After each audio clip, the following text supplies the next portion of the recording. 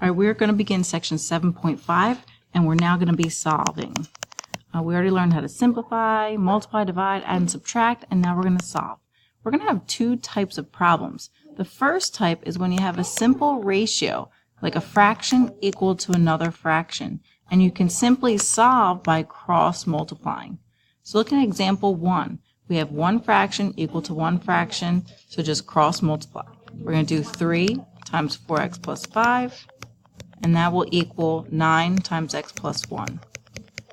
Notice how quickly we've eliminated the fractions, and we're down to a simple algebra 1 equation. And we can solve first by eliminating parentheses by distributing, and then we can move our x terms over, and then we can move our coefficients over, and then divide by the 3, and we'll get x equals -2. And then you should check and see that -2 is a true statement. Now that's easy when you have one fraction equal to one fraction. Let's look at the next example. In example 3, we have more than one fraction here. We have 3 of them. So what you want to do to eliminate the fractions, we want to do that first by multiplying by the LCD. So for me to cancel this x, I would need to multiply x. But whatever you multiply, if you add an x here, we're going to need to multiply x everywhere. For me to cross this 4 out, that means I need a 4 up here. So I need to put a 4 everywhere. So what I'm basically doing is multiplying every fraction by the LCD, which would be 4x. Now let's see what happens here. In the first fraction, the x's will cancel, and I'm left with 4 times 5, which is 20. In the next fraction, the 4's cancel, and I'm left with 7 times x. And in the last fraction, the x's cancel, and I'm left with -9 times 4. Notice this simple algebra 1 equation I'm left with, I can easily solve by moving the 20 over, and then dividing by 7, and I'll get x is -8. You should then go back and check, and this should work. Let's try B. What you're going to do, 1 doesn't even have a denominator, but the x minus 5, that means I need an x minus 5 at the top here. Now if I multiply this one by x minus 5, I have to multiply all of them, even the 1.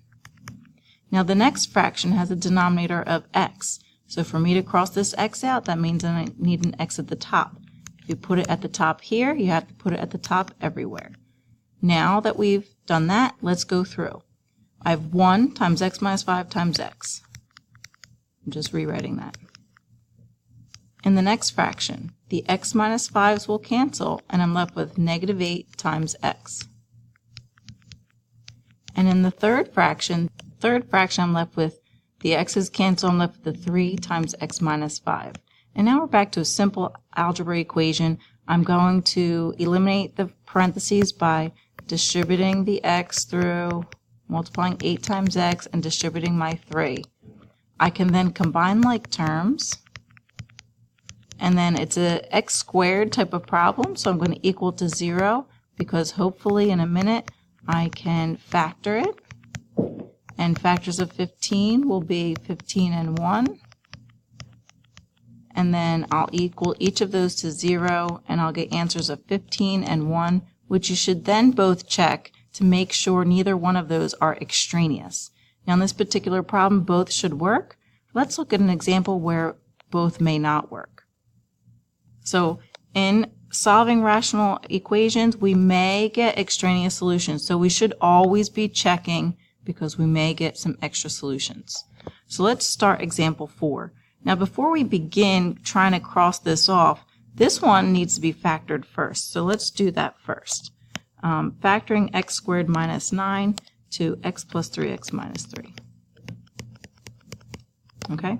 So for me to eliminate the first denominator, that means I need to multiply the top by x minus 3. If you multiply the first fraction, you have to multiply every fraction by x minus 3. The second fraction has a denominator of x plus 3 and x minus 3. Well, I already have an x minus 3 to the top, so I need an additional x plus 3. Now if I add it to the top here, I have to add it to the top everywhere. The third fraction, I have an x plus 3 denominator. For me to cross this out, I need one at the top, but it's already there. So now let's do the fun part, the crossing out. So in the first fraction, the x minus 3's cancel, and I'm left with 6 times x plus 3. In the second fraction, both the x plus 3's and x minus 3's cancel, and I'm left with 8x squared. The x plus 3's will now cancel, and I'm left with a negative 4x times x minus 3. Now, again, notice there are no more fractions. This is an x squared type of problem. Let's start off by getting rid of parentheses. I can then combine like terms.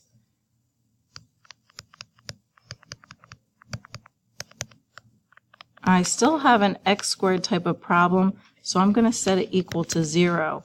That gives me 4x squared plus 6x minus 18. And then we're going to have to factor this. I can start off by taking a 2 out. That leaves me with 2x squared plus 3x minus 9. This is a harder trinomial, but let's try factoring. 2x squared is 2x times x. Factors of 9, 1 and 9 are 3 and 3. Let's try 3 and 3. This, checking my rainbows, I get 6x minus 3x. That should work there. Now I'm going to set each one equal to 0 and solve. The right parentheses will give me negative 3. Over here I'm going to add 3 and then divide by 2. So I actually get a fraction of 3 halves.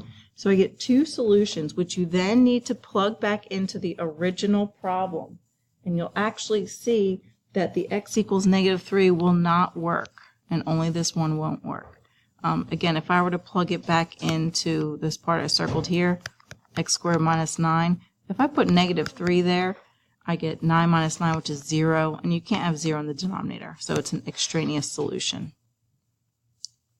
All right, we'll try the monitoring progress tomorrow.